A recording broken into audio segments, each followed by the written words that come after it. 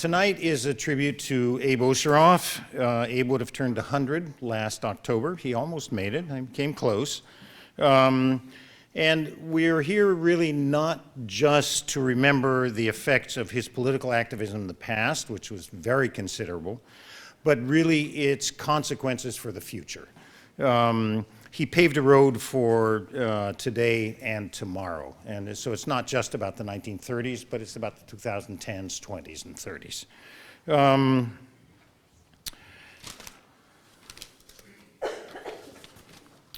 For those who didn't know him, Abe was a force of nature. He was a lifelong activist who fought in the Spanish Civil War against Franco, Hitler, and Mussolini, took up the first armed struggle against fascism. He was a labor organizer before and after Spain and before and after the Second World War. He built community housing in Mississippi in the Freedom Summer of 1964, as well as in Nicaragua in the 1980s. He organized against the 2 Iraq invasions, and on and on and on, really until the last day of his life. He was an extraordinary example for all of us. Personally, I've known Abe for a long time. I may be the person in this room who's known him the longest. We met in 1975 when he showed his extraordinary documentary film, Dreams and Nightmares, at Princeton. And I was blown away, actually, when I saw it and when I met Abe. And after the screening of the film, we went to a friend's house for a reception. Actually, it was the home of Angela Giral, who is the granddaughter of Jose Giral, who was twice the prime minister of the Republic, once during the war and once for many years in the Spanish Republic in exile. And for me, it was love at first sight, meeting Abe. And as we were standing around talking that evening, and there were lots of people, Abe was telling stories, which will be a surprise to those who know him.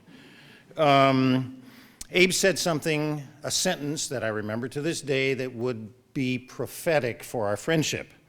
So as we're standing there talking and he's telling his anecdotes, he's looking over his shoulder at the table with all the food on it. And finally he turns to me and he says, okay, kid, I think we have to pick up our tools and go to work, pointing at the table, which we did. And so that sentence traces the 3 main roads of my friendship with Abe. The first was, of course, food. Abe was a great cook and loved to cook and eat, as I do. I think it's obvious. Activism. I was involved with Abe and Gunnel in numerous political projects, from protests against U.S. intervention in Central America, against the U.S. invasions of Iraq, and numerous other struggles over the years. And we also picked up our tools and went to work. Abe was a very accomplished carpenter. Gunnel is an astonishing woodworker. And if you look at the middle of those 3 photographs over there, that is a picture from probably the best summer, one of the best summers of my life, when Abe and Gunnel and I built their house on East Wilder Road in New Hampshire. And it was an extraordinary experience of working together, eating together, bonding, loving each other. It was really a really extraordinary experience. And then I again had, a number of years later, the pleasure of working with Abe on remodeling my house here on Cherry Street and in the Central District. So I learned a great deal from Abe in all 3 of these realms, in food and activism and in carpentry. The first 2, food and activism, seems it was never enough for Abe. And particularly the activism. Abe always pushed me to do more, to be more involved politically. It wasn't easy for me, and I think for many of us, to separate the personal and the political, the private and the public in Abe. For Abe, the political was always personal.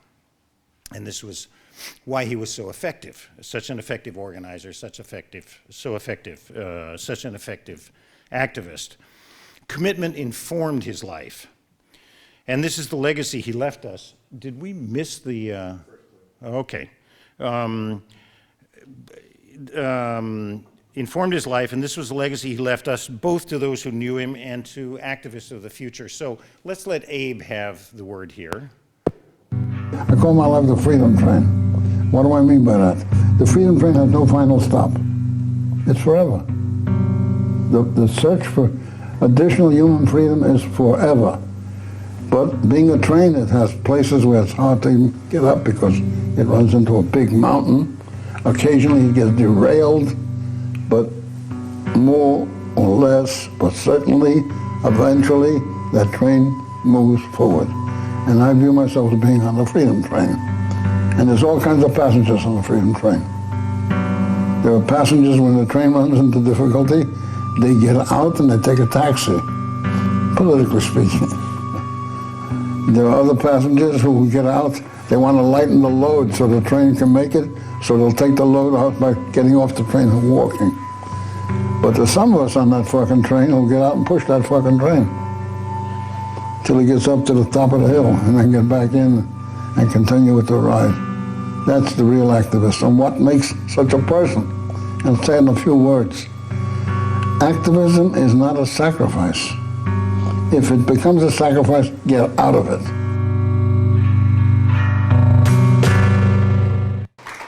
Thank you, Howard. I should add that Abe didn't push the freedom train, he pulled it. Can I have a little light up here? Great. Not too much. That's good. Thank you. So the only person I know who says it as well as Abe is Eduardo Galeano, the extraordinary Uruguayan writer who died just a couple of months ago.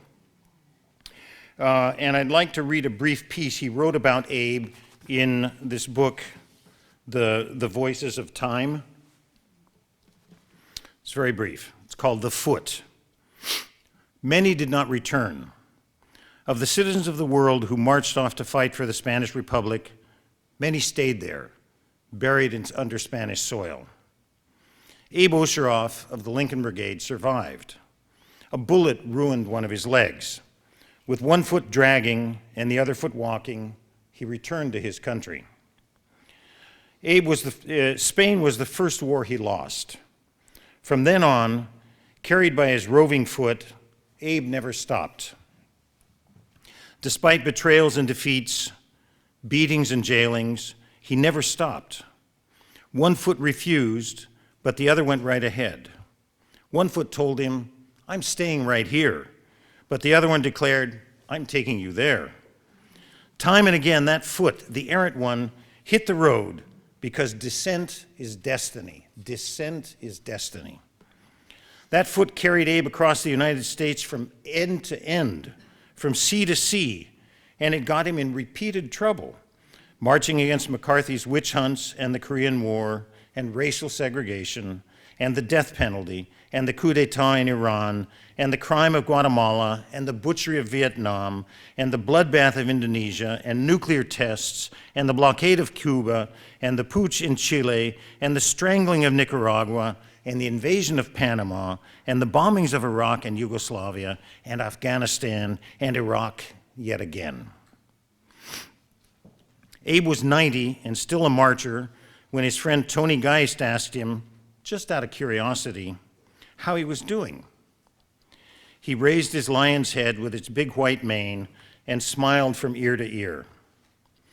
"I'm still getting along, with one foot in the grave and the other one dancing."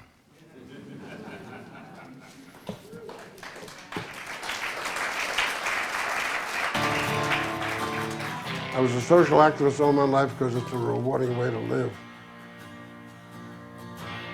As I watched history around me, I had a choice of being an observer, which is what most people do, or be a participant. And being a social activist meant that I was a participant. I know of no important struggle in my lifetime against racism or poverty or injustice in which I was not inclined to take part.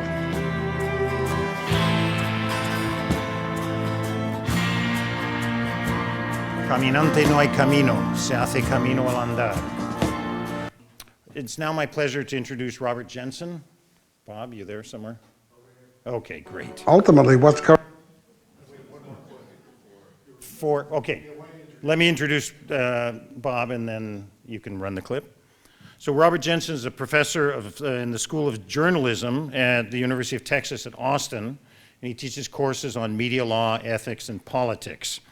He received in 2014 the Outstanding Teaching Award, and prior to his academic career, he was a professional journalist.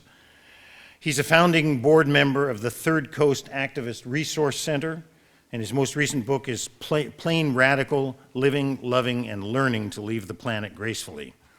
It's a polemical memoir that draws on his long friendship with Jim Coplin. Bob is also the author of Arguing for Our Lives, A User's Guide to Constructive Dialogue, and We Are All Apocalyptic Now, on the responsibilities of teaching, preaching, reporting, writing, and speaking out. So please join me in welcoming Robert Jensen. Oh, I should mention that he's also the co-producer of a documentary film, Abe Osheroff, One Foot in the Grave, the other one Still Dancing, with Nadim, who's here in the audience with us today. So please join me in welcoming Bob.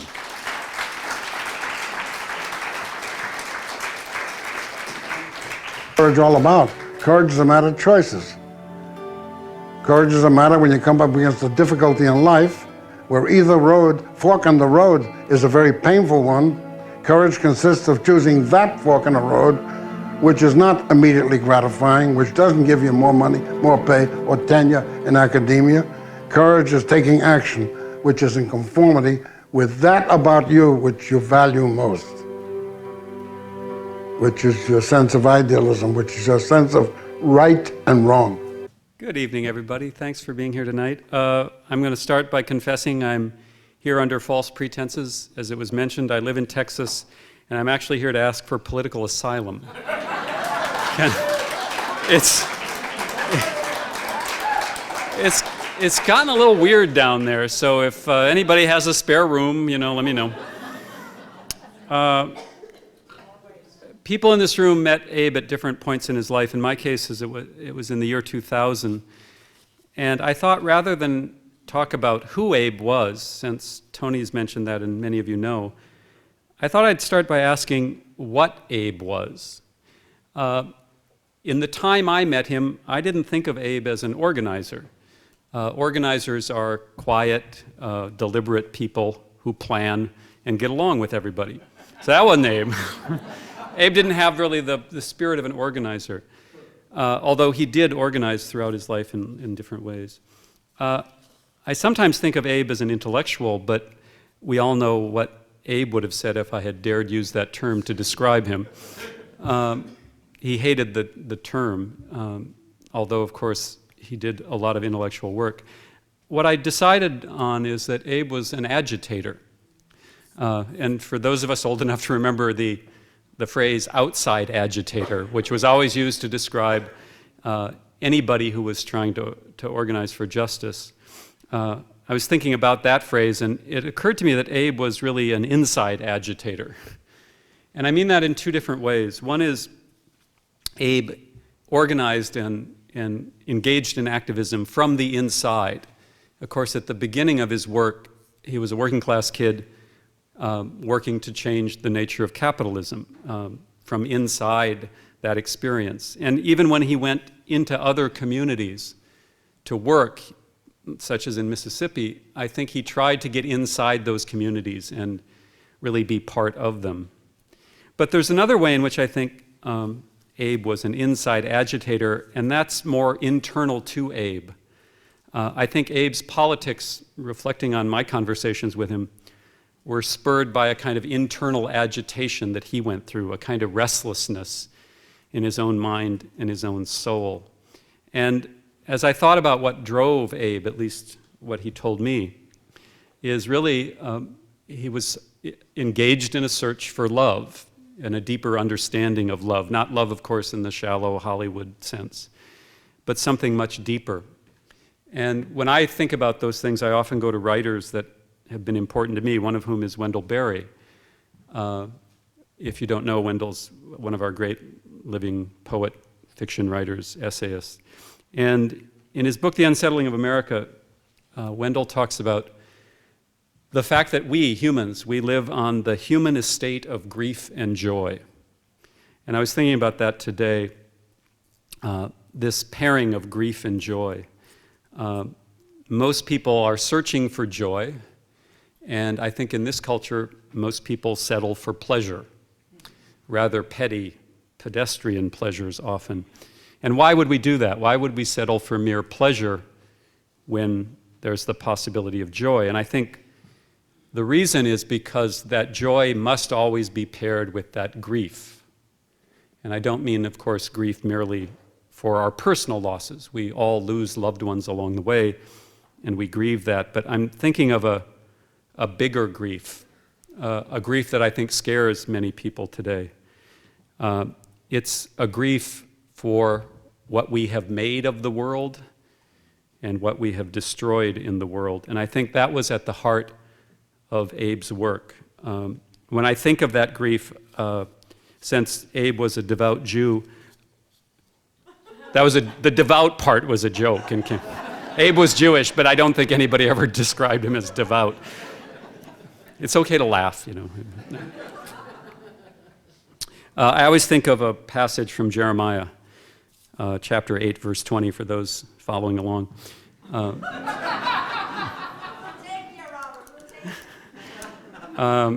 That grief that is so much part of the prophetic tradition in Hebrew Scripture, and in Jeremiah, the phrase is, "The harvest is past, the summer is ended, and we are not saved."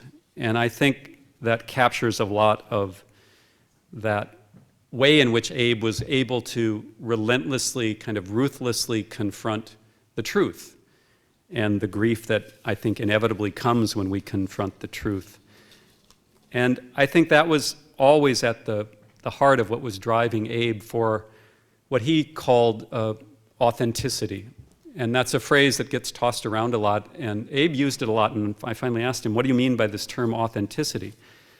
And he said for him, authenticity was when what you think and what you say and what you do in the world are cut from the same cloth. Abe said, you know, a lot of people are even afraid to think outside of the box. People who think critical thoughts, he said, are sometimes afraid to say them, and people who say them are sometimes afraid to act on them. And Abe said we should be in this search for these authentic moments where we bring together what we think, what we say, and how we act in the world. But in a sense, there's a step before that, and that's the passion, the more emotional component. And Abe was always aware that we were driven by this passion, what I think is appropriate to call this search for love. He always said, you know, we need our critical reasoning, otherwise unbridled passion can lead us into dangerous places. You know, David Hume said, reason is a slave to the passions. I think Abe would not have necessarily agreed, but he would have said that reason has to work pretty hard to keep up with the passions. But he understood that, as he was reflected in some of those comments, that one has to be driven by that deeper sense of love. And I always saw that in Abe, and that also meant that Abe understood the need to never hide from that grief that one feels when one is honest about the world. But of course also the grief didn't overwhelm him. Grief never paralyzed Abe. It certainly didn't stop him from a very rich life of activism. Not because, as he points out again, that he thought he was going to win or that the movements would succeed in the short term, maybe not even in the long term. He knew the odds. He used to say, once I said, well, you have to be in it for the long haul, and he said, no, not the long haul, the endless haul. Right? That, as he said so often, it's about a direction, not a destination. And that's often difficult for people to deal with, especially in this instant gratification culture. People want to know that they're going to succeed, and Abe was always clear that wasn't in the cards. And again, going back to Wendell Berry, Wendell expresses this so beautifully in one of his Sabbath poems that I thought I would read because it captures, I think, some of Abe. Wendell writes, "It's hard to have hope. It's harder as you grow old, for hope must not depend on feeling good. And there is the dream of loneliness at absolute midnight. You also have withdrawn belief in the present reality of the future, which will surely surprise us. And hope is harder when it cannot come by prediction any more than by wishing. But stop dithering. The young ask the old to hope. What will you tell them? Tell them, at least, what you say to yourself."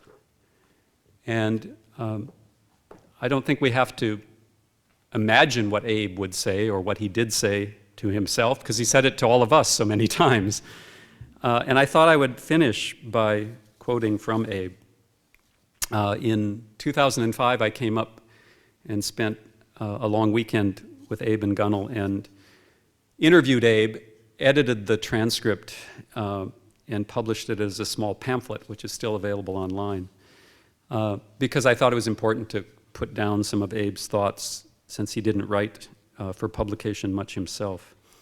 And this is how I ended that interview transcript. He's, again, talking about the endless struggle, the endless haul, the need to stay with it even when you're not winning, but also to focus on, to the best of our ability, the need to change this world. And he says, there are things we should want to accomplish to make the world we have left a little better for everyone. The music is not going to go on forever, maybe not for too long more. So let's dance and love it.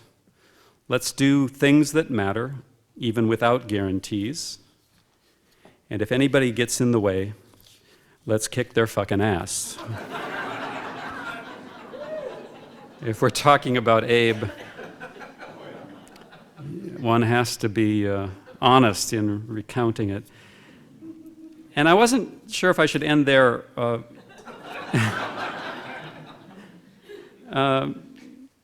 go back to Wendell. As you can see, I give talks where I just quote people who are better writers than I am. Luckily, there's a lot to draw on. But I'm going to go back to another part of Wendell, and then we'll watch one more clip.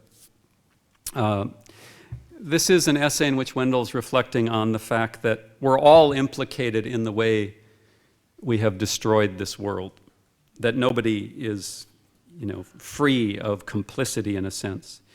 Yet the importance of struggling to understand how to do less damage when we can. He's talking in primarily ecological terms here.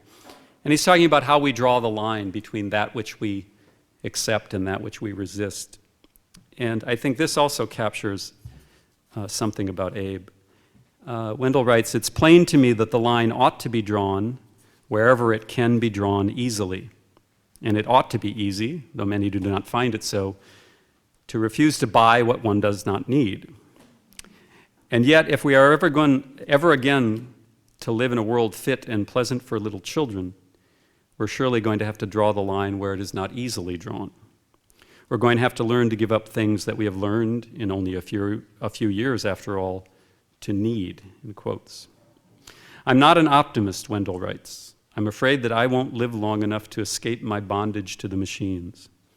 Nevertheless, on every day left to me, I will search my mind and circumstances for the means of escape.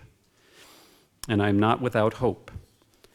I knew a man who, in the age of chainsaws, went right on cutting his wood with a handsaw and an axe. He was a healthier and saner man than I am. I shall let his memory trouble my thoughts." And I think Abe might approve if I end by suggesting that we let Abe Osheroff trouble our thoughts, and will. I think it's important to dissent every chance you get. Even if you're wrong, try it out. And the reason I feel that way is that real intellectual growth never takes place simply out of agreement, or you're telling me something I accept. Real intelligent growth takes place when people have differences, dissent, and respect each other's differences and listen and take out of it what they think is meaningful, truth, and there's not enough of that in our political life. I don't say that I'm always very good at it. I lose my temper, you know, I do. But less and less as I grow older. And it's not because of lack of energy, it's because I understand a little better. I used to have to listen when I was young. And you don't grow if you don't listen. You don't grow no matter how many good things you say, you don't grow. You only give out what you are, or where you are. I can only grow if you nourish me, if I allow you to nourish me. But for you to nourish me, I gotta listen to you.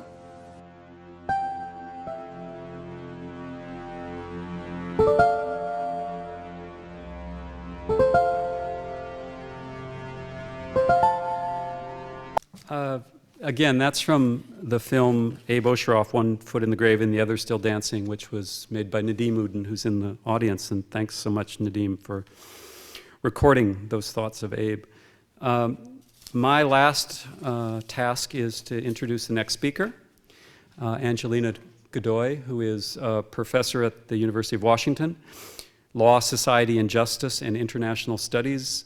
She holds an endowed chair in human rights and is also the founding director and continues to be director of the Center for Human Rights at the University of Washington. She's a sociologist by training, spent some time working in international human rights for Amnesty International before coming into academic work, so is grounded in activism as well. She's published 2 books, Popular Injustice, Violence, Community, and Law in Latin America, and Medicines and Markets, Intellectual Property and Human Rights in the Free Trade Era, also primarily about Latin America, reflecting her primary area of expertise. She received the University of Washington 2014 Outstanding Public Service Award. I can't think of a more important award to gather. So please welcome Angelina. Thank you.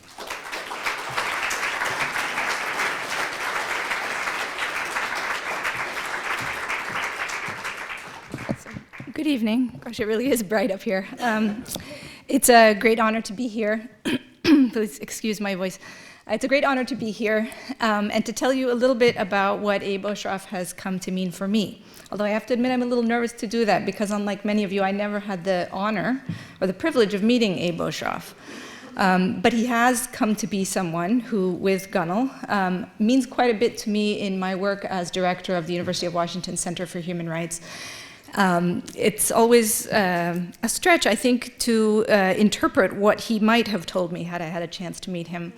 But maybe if I tell you a little bit about how I came to meet people for whom Abe is so special, you can understand how this relationship came to be, and I'll tell you a little bit more about what it means. I first became aware of the extraordinary network of people around Abe Osheroff in 2005.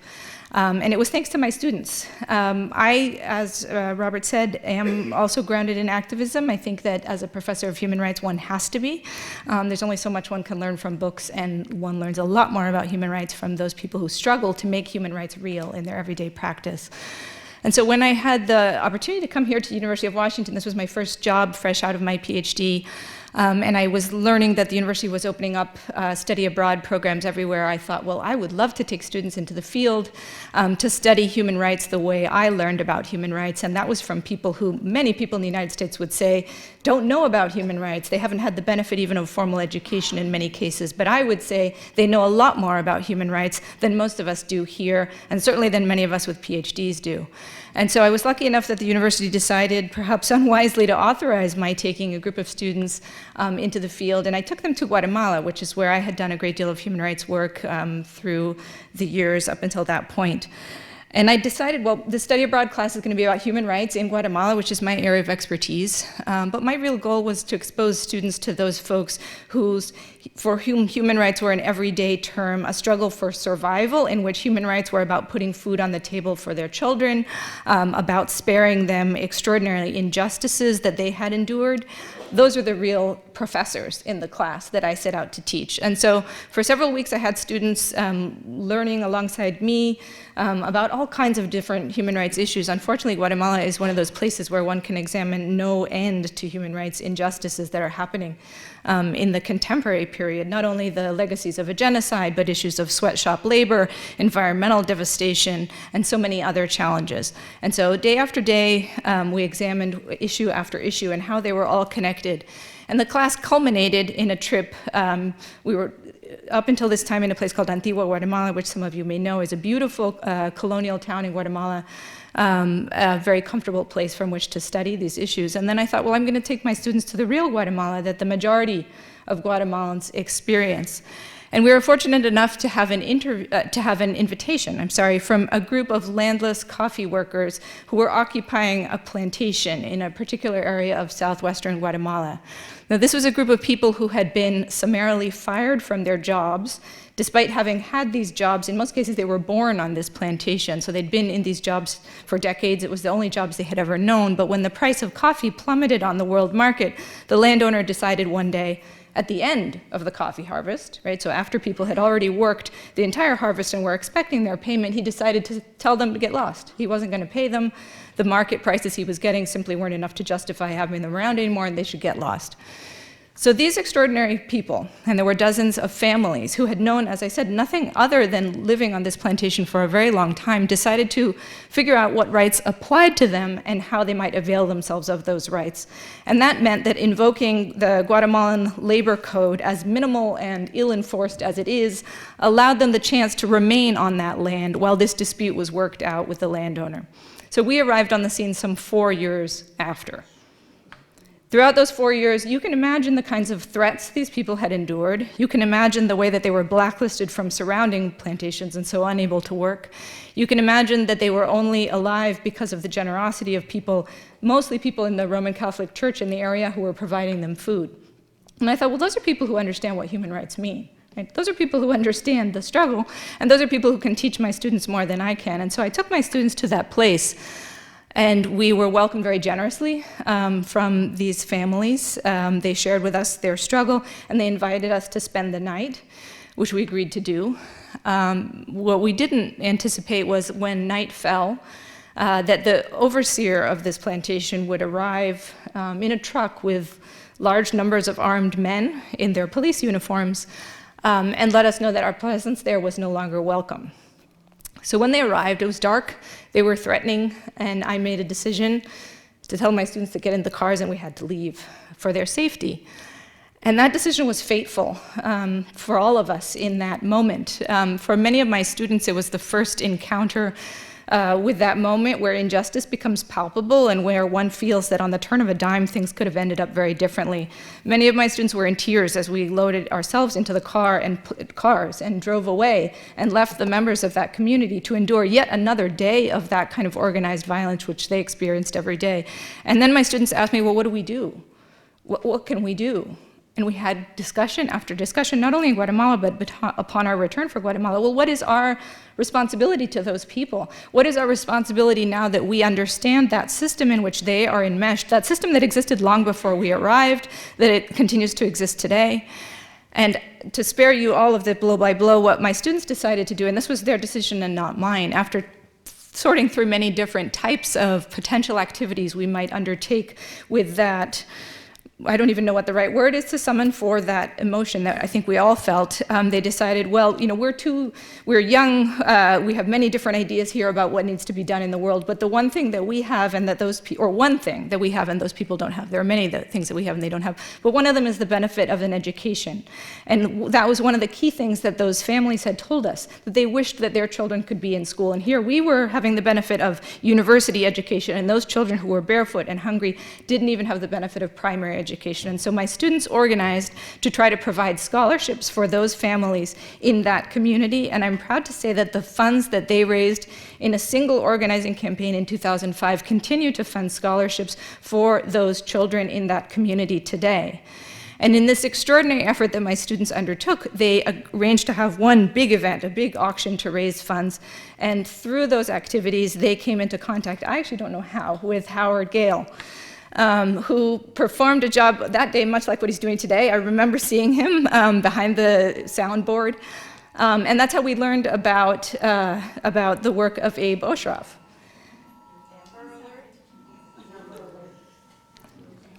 Maybe it's a sign I'm going on too long. Okay, so I'll sum up. So So I was involved in this process with my students, and I was then very surprised when sometime later Howard contacted me. We had known about Abe Osheroff at the time because Abe and Howard and others had been involved in this initiative to help support community-based efforts like the one in which my students were engaged. And it was sometime after that that I learned that Abe Osheroff had passed away, and that there was this extraordinary community of people who had known him and were inspired by what he had done, and were trying to think of something to do to honor his legacy in a way that would live on into future generations. And so they asked me, might there be a place at the University of Washington for efforts similar to the one that some, like Howard, had witnessed that evening when they met my students, students who were struggling to make a better tomorrow. And I told them at that moment, well, some of us have this dream. We have this dream that we are going to create a Center for Human Rights. It didn't exist at that time, but we had this dream that we could create a Center for Human Rights, which would be different than other centers for human rights on other university campuses, because as you are probably aware, there are many universities that have centers for human rights, and that's a noble and great thing. But we believed that we could do something very different with our center. And I'm very grateful to those of you, many of you are here in the room, some are not, who decided to invest in that dream before it even existed, really. Invest in the idea that students and faculty, but primarily students at the University of Washington, could dream better tomorrows, could come through with their own plans about ways to achieve those better tomorrows, and could be inspired by the legacy of Abe Osheroff and Gunnell Clark in doing that.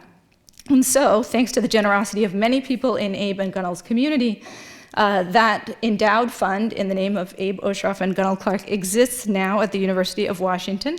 The ink was sealed or dried on the endowment agreement before our Center for Human Rights came into being. But we did come into being. That part of our dream has come true. In June 2009, Governor Christine Gregoire signed a bill that created the Center for Human Rights at the University of Washington and endowed us with a unique mission to work hand in hand with community-based partners who are working for justice, to think about ways that the university can serve those broader causes of justice, rather than what is, I think, oftentimes the case at the university is that we think we know what justice is and we should teach it to people. But instead, thinking about how we can use the knowledge, the energies, the excitement, the commitment of our students and our faculty and our staff to serve these broader causes. And so I'm very proud that one of our very first tasks as a center was and has been the administration of this endowed fund, which has now supported 12 different students carrying out specific hands-on human rights projects that they themselves design and implement, working always with community partners, whether that means folks right here in Seattle or halfway around the world, people that are on the front lines of justice struggles. The fund in Abe Osheroff and Gunnell Clark's name provides them with a limited but significant stipend in order to carry out those activities which they themselves propose. And we at the center have the great honor of choosing every year from applicants to this fund who might best be able to carry out some of those lessons inspired by the extraordinary life of Abe Osheroff and Gunnell Clark. So tonight, I think we have an extraordinary opportunity to hear, not from me rattling on here any longer, but from one student who is a very worthy recipient of funds in the name of Abe Osheroff and Gunnell Clark, and that is Jessica Ramirez. It's a real pleasure for me to get a chance to introduce Jessica because although we haven't really known each other for a very long time, I've had a chance to know Jessica in several capacities. She was a student of mine last year in a big 100-student human rights class that I teach every year, and she was one of those students that you kind of look to when you need a real-world corrective to some of the theory.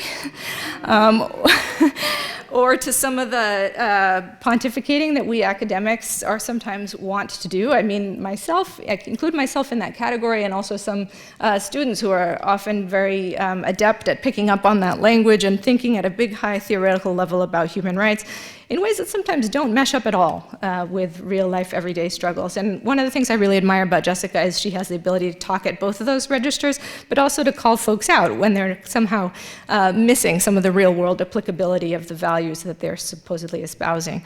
So it was a great chance to get to know Jessica in that class, and then to encourage her to apply for the Osheroff Clark Fund because she seemed like the perfect candidate. It was wonderful to see her win the prize, as of course she deserved to do so.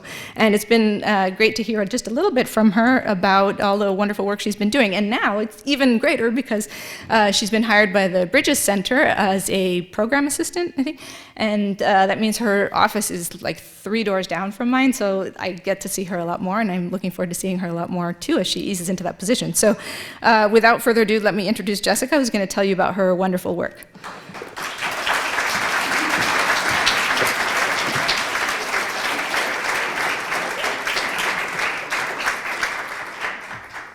Good evening. Thank you for having me here, and to Gunnel, I'm really happy you're here too.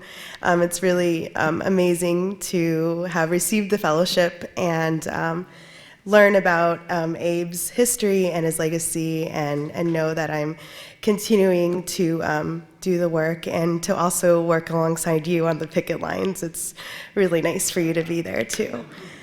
First of all, so my name is Jessica Ramirez, and the boycott work that I've been doing with Familias Unidas por la Justicia has been a very short time. Only in about the last 12 months have I been doing this, and here I am speaking on the work that I've been doing. And I just wanted to briefly also bring up Ramon Torres, who is the president of Familias Unidas. He's here with me, and I just wanted him to explain briefly about the work that I'm doing, because I wouldn't be doing this if it wasn't for a very specific ask that the farm workers and the union had wanted. And so I just wanted him to kind of speak on, give you a foundation of what that ask was, and where the boycott committees and the work that I'm doing is at right now.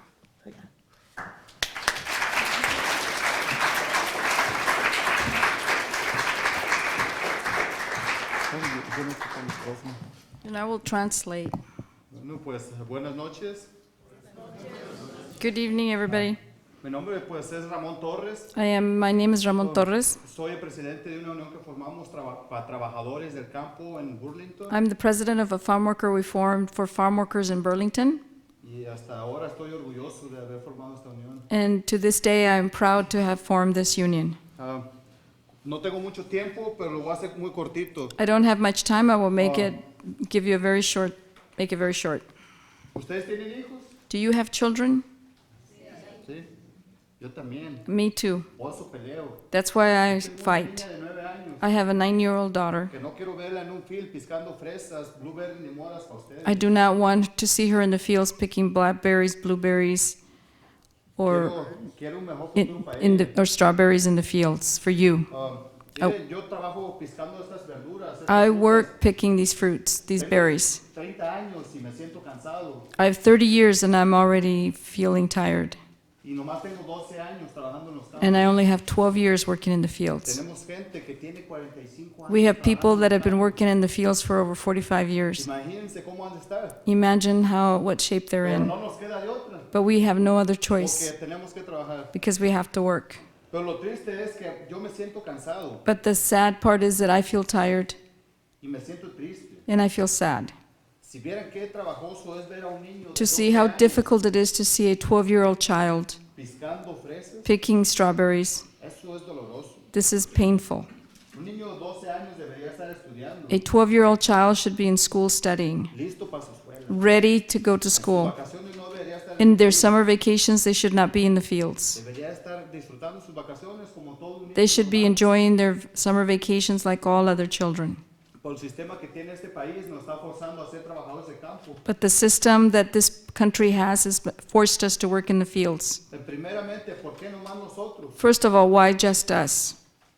¿Saben por qué? Do you know why? Porque no somos de aquí. Because we're not from here, Nos pueden tratar como quieran. and they can treat us any way they want. Explotando. We are being exploited, and we're tired of the exploitation. La mayoría de nuestra gente es indígena. The majority of our people are indigenous. Tienen otro lenguaje They have other languages, y no pueden defenderse. and they cannot defend themselves. Estamos tratando de agarrar un contrato de unión. We are fighting for a union contract Que podamos quitar a nuestros hijos de trabajar. so that we do not have to send our children to the fields. Yo no creo que un niño debería de levantarse a las 5:30. I don't think a child should have to get up at 5 o'clock in the morning, Presentarse en lugar de trabajo a las 6. present himself at work at 6, pick on his knees En el lodo. in the mud, Lloviendo, in the sin rain, break y sin lonche. without lunch breaks or rest Y breaks. ni una persona grande, ni una persona regular como yo tampoco. And neither should any adult either, Aparte, like ganar un myself. sueldo que es el mínimo. And then all for a minimum wage. Si a un niño de 12 años, If a 12-year-old child, fíjense este sistema, just think about this system. un niño de 12 años A 12-year-old child trabaja una semana, works a week.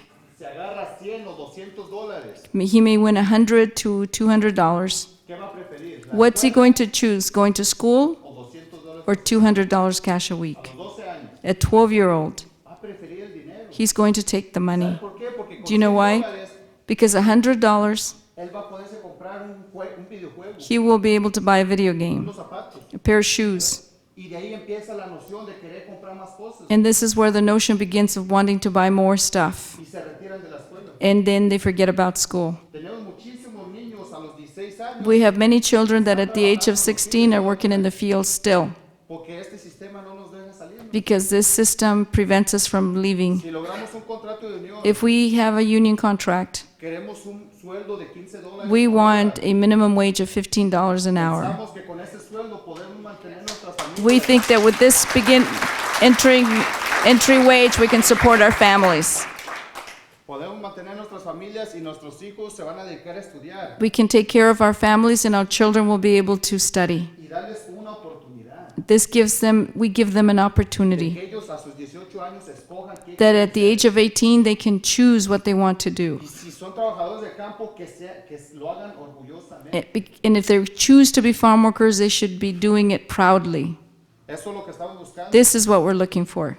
Ocupamos ayuda. We need help.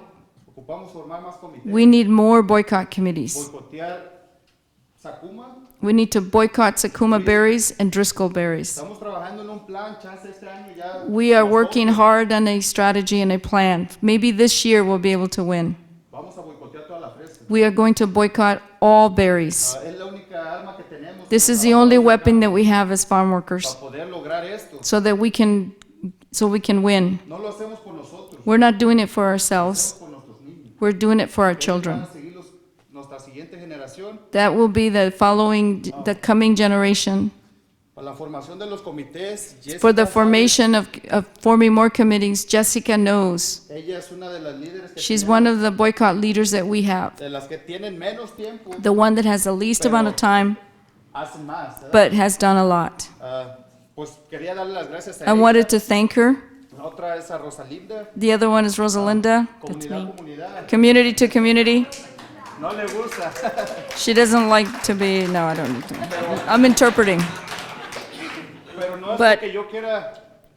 Lo único que quiero enseñar es respeto, But the only thing I want to do is show respect, porque ella fue una persona que nos creyó because she was a person that believed in us, y ella fue una trabajadora del campo. and she was herself a farm Y worker. por eso hemos trabajado muy juntos. And this is why we are working very closely together, Que sí creemos que un trabajador de campo merece un cambio. because we believe that farm workers deserve a change. Merecemos algo justo, We deserve justice, pero no lo podemos lograr sin su ayuda. but we cannot do it without you. Ustedes son los que compran estos productos. You are the ones who buy the products. Miren, esto es lo triste. This is the sad part, another sad part. I pick the berries Por un sueldo que no ajusto ni a comprarlos. for a wage that doesn't even allow me the ability to afford to buy the Yo berries. también quisiera algún día poder comprar mis productos que yo mismo compro con ganas. And I would like to someday be able to afford to buy the product that I'm picking with ganas, which means wanting to buy it. I want to buy the berries that I pick, Porque yo también soy parte de la comunidad. because I'm also part of the community. Pero necesitamos hacer un cambio y con su ayuda But lo we need vamos a to hacer. we need to make a change, and with your help we can do this. La forma como trabaja esto, So the way this works yo hago playeras, is I make t-shirts. algunas feas, algunas bonitas. Some are better than others. He's become the master screen printer. I'm learning, the reality is Que no tengo a alguien que pagarle. that I don't have anybody to pay me. Entonces, aparte cuando no estoy organizando, So when I don't organize, when I'm not organizing, I screen print T-shirts. y las vendo para yo poder sobrevivir también. And I sell them so that I can continue my work. Y pues para crecer el boicoteo. And also to grow the boycott that we're doing, that we're organizing. So we have T-shirts for sale. $15. $15 each. Yo creo que es todo. Muchísimas And I think gracias that's por su it. Thank tiempo. you very much for your time.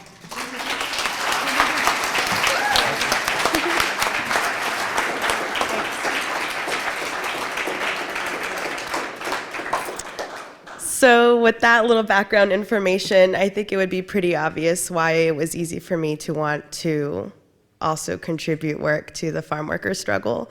It took one class lecture with Tomás Madrigal, who explained the issues of the farm workers, and much like the quote that you had at the end of the video from Abe that said, love is action, or solidarity is love in action. That hit straight home for me. So here we are, and it's December. I started this work in January. One of the first things we did was bring this boycott struggle to the University of Washington campus, where very quickly on, the UW did not like to see activists outside of their doors. Stopped selling Driscolls within less than 3 months' time. I think we held like 4 pickets, and before we knew it, it was done. In fact, they went even as far enough that they even had signs by where Driscolls used to be saying why they don't carry them anymore, which was quite impressive for me, yeah. Because half of the work is the education that happens after that. Sure, the berries can disappear, but people don't know why. And right now, doing the work in the Seattle area is a community effort, definitely. We work with other community organizations, Community Alliance for Global Justice, Got Green, Community to Community, Familias Unidas, who have all been very supportive in helping me mobilize those people and giving me the opportunities to learn from their leaders and the work that they've been doing in this community. Because even though I've lived in Seattle for 12 years, only in this last year has being a part of this struggle really been the glue that helped me understand and find my place in this beautiful city. So January 9th, this Saturday, you all have an opportunity to join us on the picket lines in Columbia City at PCC and also at the new Green Lake location of PCC, where we're really pressuring PCC to drop Driscoll's berries. Unfortunately, PCC has not been responsive to this, only in that they have been reactionary and defensive, and that they feel that they would be better off in a conversation with Driscoll's rather than be in a conversation with farm workers who are unionized just an hour north from them. Also, I want you to all mark your calendars. If you're a PCC member, January 25th, there is a membership meeting that we really, really just want everyone to pack the house, because as PCC is a co-op, as most of you know, you think that most members would have a lot more say into what is being sold and what is being distributed inside their stores, but supposedly members have a lot more say than we think. So we would like PCC members to come to this meeting to say why they need to drop Driscoll's and to show solidarity with the farm workers. And if you want more information, we'll have a Q&A after the panel. There's also a mailing list over on the table, so you could get events and updates on the farm workers' work. Thank you.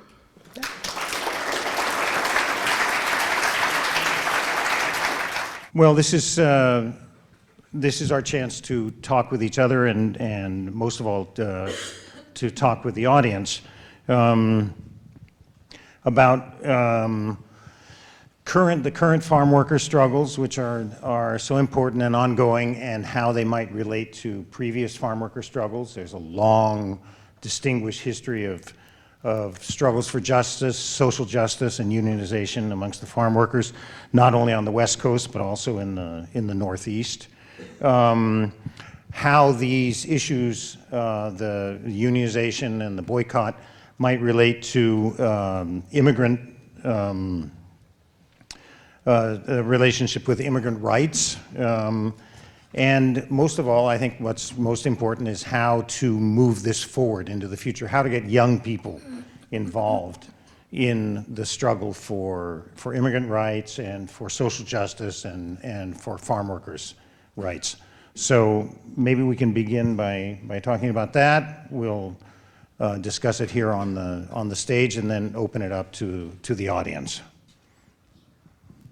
On young folks? Yeah, on anything you like, Jessica. I can start. I think it's important to realize why this is so closely linked to immigration reform, homeland security, and the current status of that discussion. I always like to say that the farm workers, the Mexican-American farm workers in the United States, were actually the new slave labor force after African Americans were emancipated for slavery. So let's just all be really clear. The agricultural industry and the economy of this country was founded on slavery. And it was founded in the fields, whatever those fields were in the South. And my father, I was born in Texas, though I didn't grow up there, but my family on my father's side is from Texas. And they told us the stories of what happened in Texas, both from the time when Texas was taken from Mexico, because my family was there when it was still Mexico, and everything that has happened in Texas. So, you know, it begins with that, but then also the Bracero program in the 1940s during World War II, when Mexican farm workers were brought from Mexico to work in the fields in the United States, and how so many of them were abused, not paid for their work, again, treated as slaves, and many of them escaped from the field work and stayed in the United States.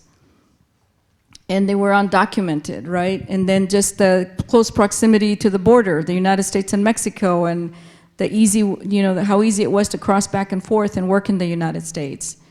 And it just goes on, and it's slowly built. I mean, I don't think that it's any secret the way that the United States built the Border Patrol agency and the Border Patrol enforcement on the Mexican-US border and everything that's happened with that. So the reality today is that over 60% of all farm workers in the United States are undocumented. And just like Mexican Americans from Texas and northern Mexico did all the work for many generations, and many of us stayed here, and the population of Mexican Americans has grown in the United States. Now, it seems like with NAFTA and other trade agreements, the corporate food regime just keeps reaching deeper and deeper into Mexico. And now, out of those undocumented farm workers in the United States, the majority are from indigenous background, from Oaxaca and Guerrero. So there's even less farm workers from Texas and other parts of Mexico. And still they're undocumented. And the fact that farm workers are undocumented prevents the ability of farm workers to organize and fight for their rights and demand better wages. So you cannot separate the discussion of farm worker justice and farm worker rights from the current, or any current, political moment that has to do with immigration reform.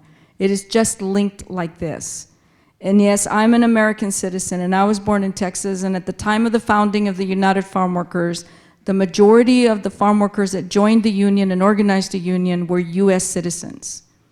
They spoke English. You can see the old videos of, you know, Cesar Chavez and the movements. They spoke English because we were from here. And that, there has just been a huge change now. They don't even speak Spanish anymore. They're undocumented indigenous farm workers from deeper and deeper into Mexico. So there's been a huge transition of farm work or agricultural labor. We're still Mexican, we're still coming north, and now the majority of the farm workers that I see in Washington State, where I grew up, I arrived in Washington State in Skagit County in 1960, don't speak Spanish. And they have come from deep southern Mexico as far north as they can get, and that's our home backyard, right? It's where I'm at. And I recognize that that we are at a very important moment here. What are we going to do now? And I think that's where the farm workers come in, and you know, the current farm workers are members of Familias Unidas por la Justicia. So I think that is, you know, what I can say about how I see immigration reform and all of the work we do in immigration reform linked to agricultural labor and farm worker organizing.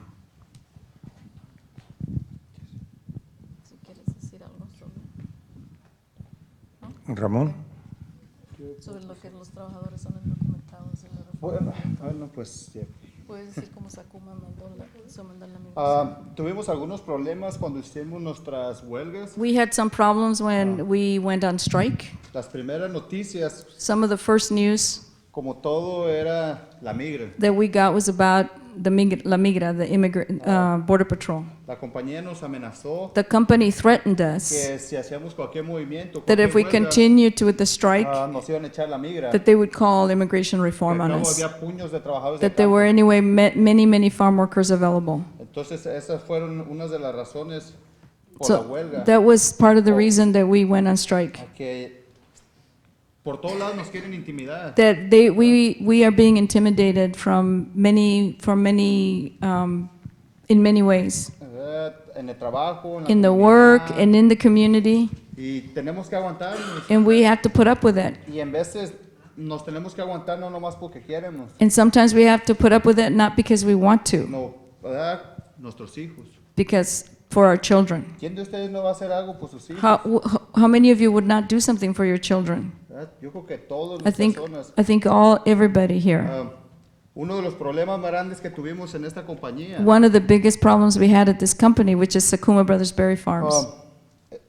yo a lo que tengo entendido desde hace 12 años, From what I understand, for about 12 years, es que Estados Unidos se preocupa mucho por los menores de edad. is that the United States cares a lot about minor children. ¿Y cómo era posible And how could it be que possible en esta compañía de Sakuma estaban explotando a nuestros hijos? that this company would be exploiting our children? La vez que nos dimos cuenta fue en 2013. That's when we found out in 2013. Estaba una cuadrilla, creo que de 25 There was a niños, crew of 25 youth or de minor 12 pickers a 16 años. from 12 to 16 years of age.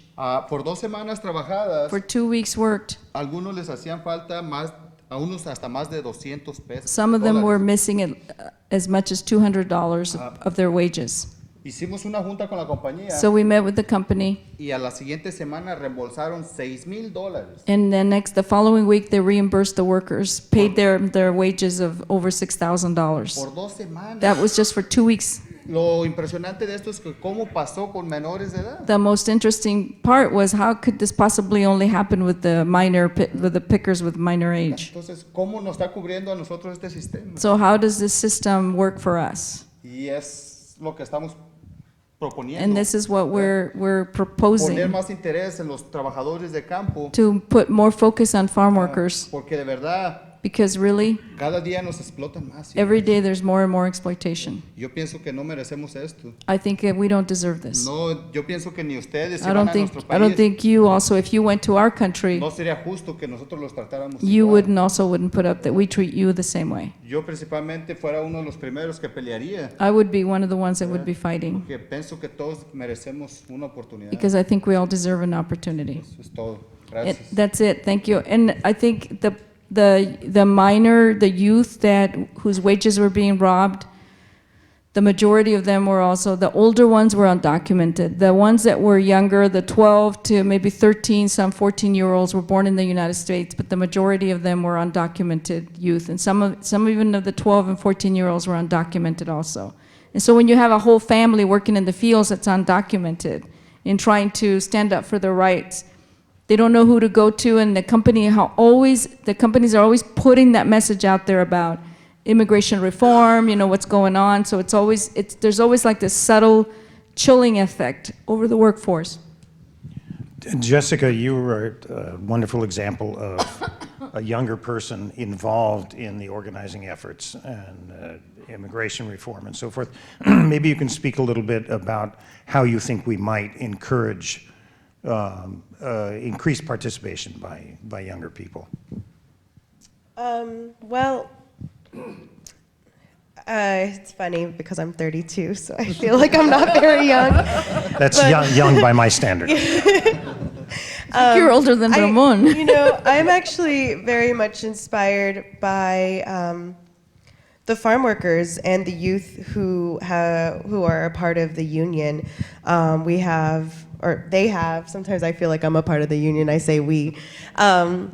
But they have some very incredible youth leaders there. And I think for me, and when I'm talking to other folks who are college age, it's not just about farm workers' future, it's all of our future. It's all interconnected. And if farm workers are not healthy and picking food, then what are we gonna eat? And we're certainly not going to be out in the fields, in the mud, picking our berries so our neighbor can eat them. And so we have to treat each other well. To me, it's obvious connection. And I know that for some, it's just about maybe having a conversation with your children about how food gets to our table. And I think the proximity in which that I work with the farm workers, I think probably way too much about that. And, to the point where I can't walk in a grocery store because it's just like, if I don't have a grocery list, I just look at packaging and where it comes from the entire time and follow the food chain. And before you know it, I leave without anything. But it's really hard to be a part of society for me, and to be a part of a capitalistic society unless I know I'm at least trying to do the opposite. And if I'm going to participate in it, then what can I do to make it better?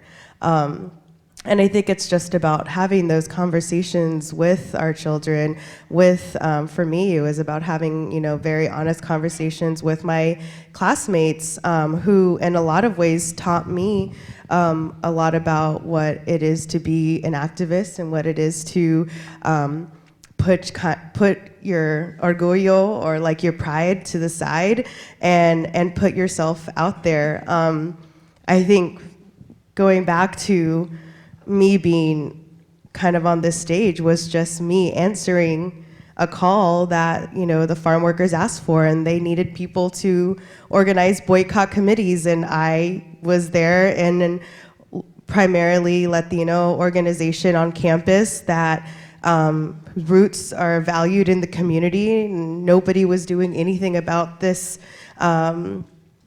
issue that was happening just an hour north of us. But as soon as I brought that conversation to the table, people were into it, and they understand the connection very clearly. But unless you're not asked, you're probably not going to do anything. And I think everyone here, as they leave, should be very clear that each of you has an ask, and whether that is to participate on the picket lines, to buy a t-shirt, to talk to your family during the holidays about what it means to have food at your table, and to support this boycott is very important. Thank you. Angelina, maybe you could talk a little bit about the relationship between this particular struggle and the broader issues of human rights and how they're addressed through the center at the UW. Sure, I'd be very happy to. I mean, just listening to Ramon speak, I was thinking about the anecdote I was telling you all before about the coffee workers in Guatemala, right? There's some differences, and there's a striking, shocking amount of similarities, right?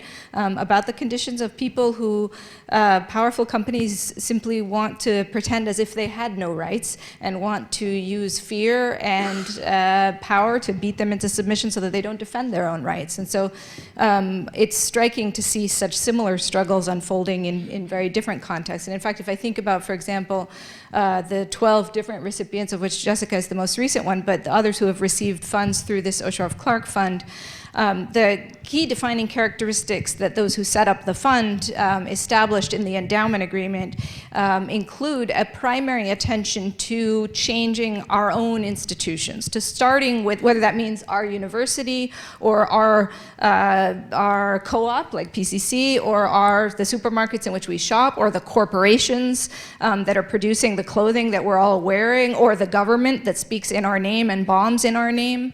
That's the guiding principle behind the selection of who is going to be, the next year's Osheroff Clark Fellow, who is going to best tackle that piece of accountability beginning at home. And so we've had Osheroff Clark awardees who are working on corporate accountability. For example, I remember one who was a recent awardee who was working on it through the tool not of organizing boycotts, but litigation against Chiquita, for example, for their operations in Colombia, where they paid off paramilitaries to use lethal force against those who were working for their rights. So again, a different context, even more miles distant from our shores, but again, very, very similar struggles. So it's a wonderful thing that we have at the center this fund which enables students or supports students doing this work. I want to say supports them because I know, for example, Jessica would be doing this work even if the fund didn't support her, but it's helped her do that. And I've had the wonderful chance to meet many students who I would say similarly are doing this work because they are called to do it, but the fund helps them do that. And happily now we have 4. This was the first endowed fund for student work at the Center for Human Rights. We now have 4 endowed funds.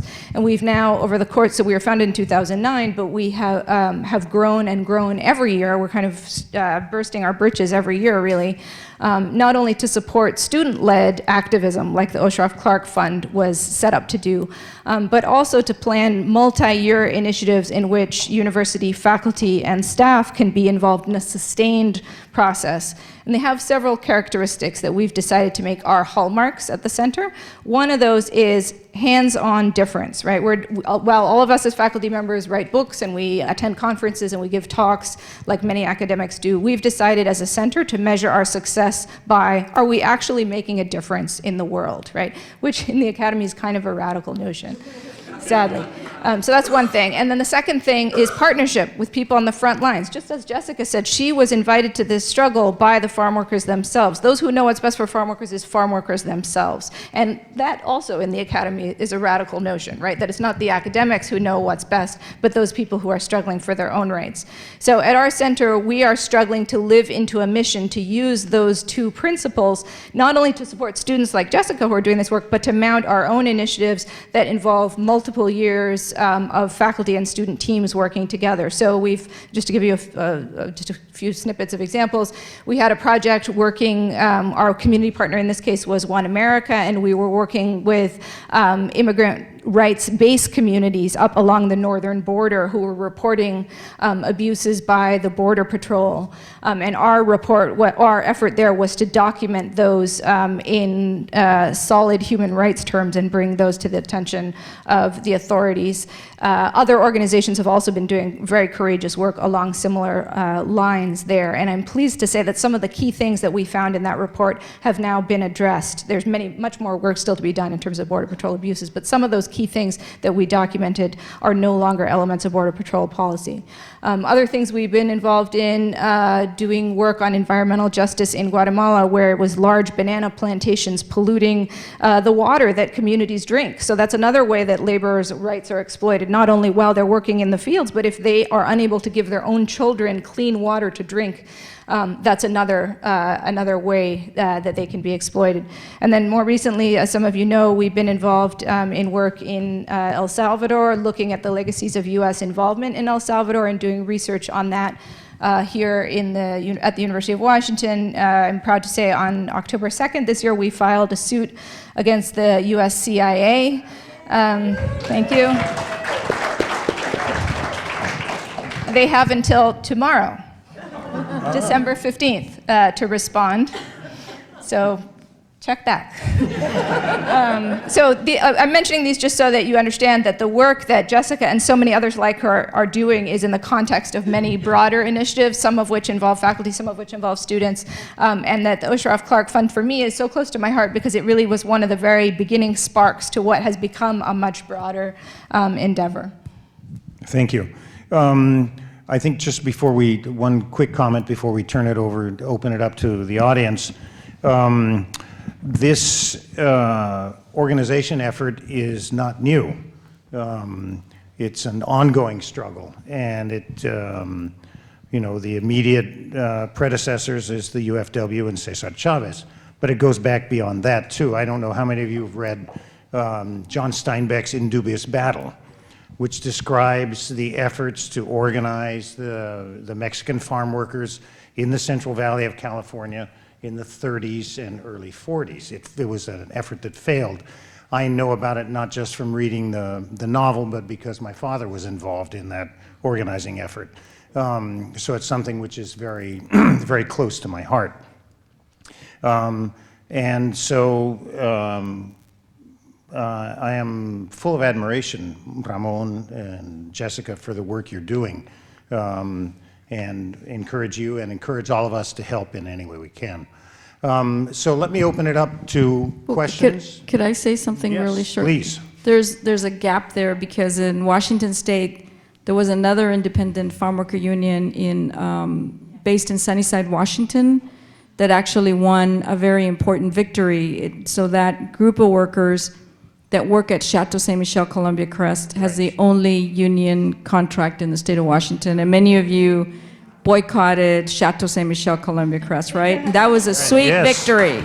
So there's, you know, I mean, there've been efforts, and that's an important one that I think is many times overlooked in Washington State, that there was quite an amazing group of farm workers then also that won their union contract. But the sad part about that is that it didn't spread, right? That was the hope, was that it would spread to other areas of Washington State. And I think that's another important conversation that at some point we have to have about why. Right. What happens, right? Thank you for that time. And we have maybe about 5 to 10 minutes for Q&A, so maybe time for 2 or 3 questions. And if you'd like to just raise your hand, you could shout it out or come to this microphone. We got one person coming to the microphone. How about right there? Shout it out. Oh, just a quick statement. Thank you, Ramon. Thank you for what you are doing on behalf of what you have done in terms of your discussion of the children and the back wages and the lawsuits you have filed. You're winning. Yeah. And we're with you to win some more, so thank you.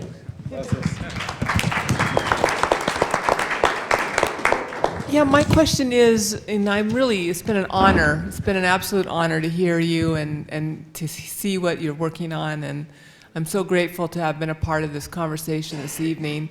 My question has to do with how much do you find, Ramon, and maybe some of the other people on the stage, support from the legal community? Are you supported? Do you feel you have enough support from the legal community? Bueno, fue una sorpresa que tuvimos muy grande. I think it was a big surprise for us. A veces, no sé si conocen a Kathy Bernard, So I don't know if any of you know Kathy Bernard, Andrea Smith. Andrea Schmidt. Tienen bufete de abogados aquí en Seattle. There's a law firms here in Seattle. Y Andrea es parte de Legal Columbia Service. So Andrea Schmidt is part of Columbia Legal Services. De ese lado sí tenemos mucho So apoyo. we have received a lot of support Y from that. Una muestra de eso es que nos ayudan a ganar una And an demanda example is that they helped us win a lawsuit de $850,000 where we won $850,000 of back wages.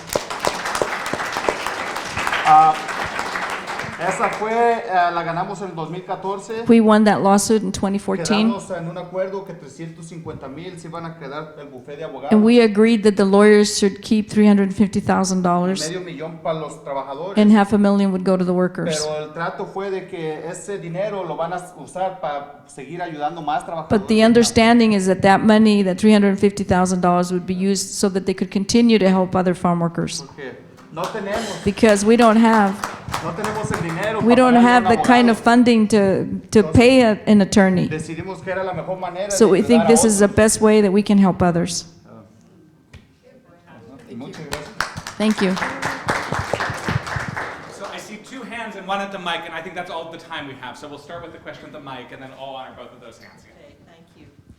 I have a question, just a practical question about tactics for the meeting, the PCC meeting on January 25th. Some of us are PCC members, and we have written to PCC and said, how about taking out Driscoll berries until they no longer buy from Sakuma Brothers? And of course, their reply has been, Driscoll's has assured us that they no longer buy from Sakuma Brothers. That is not the information I get from your organization. They're going to say the same thing when we go to the meeting on the 25th. What do we say? How do we come back? How do we answer that?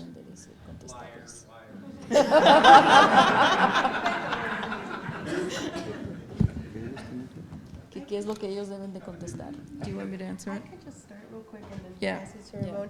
So, as someone who's always on the picket line in front of PCC, I get that question a lot. The point is not of where the berries are coming from. The point is that Driscoll's as a label is under a labor dispute. So, regardless of where the berries are coming from, Driscoll's is still an organization, a business that is taking advantage of farm workers not only in the Skagit Valley, but in Baja California as well. You might have heard or may have not, but earlier this year in March, thousands, 10,000s of workers in Baja California went on a boycott and striked against Driscoll's as well. And 80,000. 80,000. Okay. And what the farm workers are doing is solidarity work with them. And Ramon could speak more about that also. Okay. Bueno, ¿por qué Driscoll? Why Driscoll? Driscoll, a lo que sé, What we know of Driscoll, en marzo salieron 70,000 trabajadores, in no March, 80,000 ni 70 10,000. 70,000 workers went out on strike No in 80,000, Sancted, not $80,000, ni 10,000. not nor 10,000. Que fueron 70,000 He doesn't understand trabajadores. English. You'll have to forgive him. 70,000 trabajadores 70,000 farm workers que salieron en huelga went porque on la strike misma compañía de because the Driscoll same company, Driscoll, nos está explotando de aquel is lado. exploiting us on the other side La too, misma the other side of the border. explotación a nuestra misma gente. The same exploitation to the same people.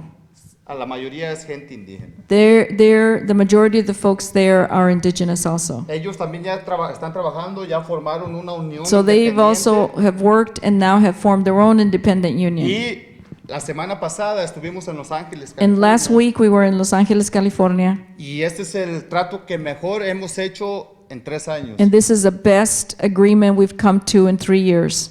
Quedamos en un acuerdo We came to an agreement con la with the workers in San Quintín que si Driscoll le habla a San Quintín para darles un contrato, that if Driscoll agrees to a union contract with the independent union in San Quintín, California, y a nosotros no, and not us, no van a agarrar contrato. the workers in San Quintín are going to say no.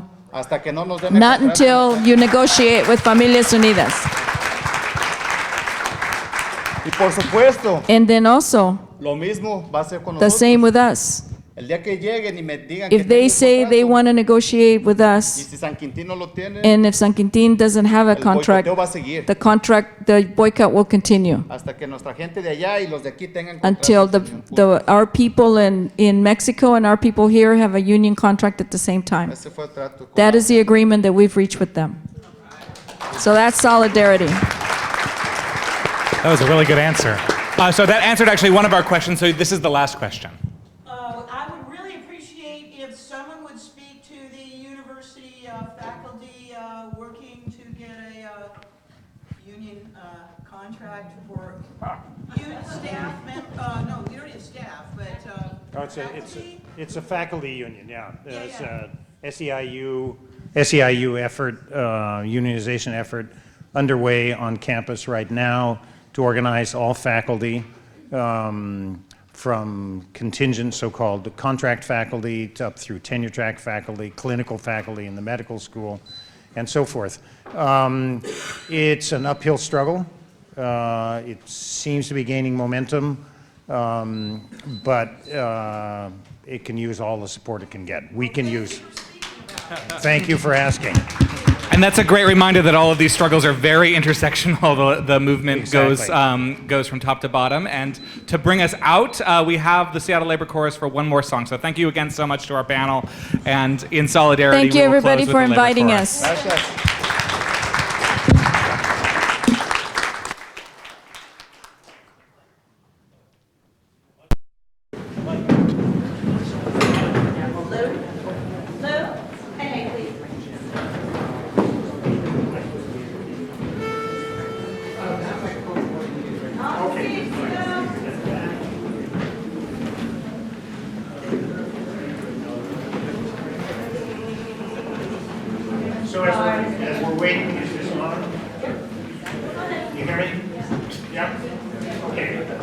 waiting for the labor chorus, get on stage and send us on our way with another of their extraordinary songs, I would just like to thank them and Janet Stecker, their director, and let you know that they have 3 CDs over on the other table there for sale. And Janet has asked me to keep talking until they're all... Okay, great.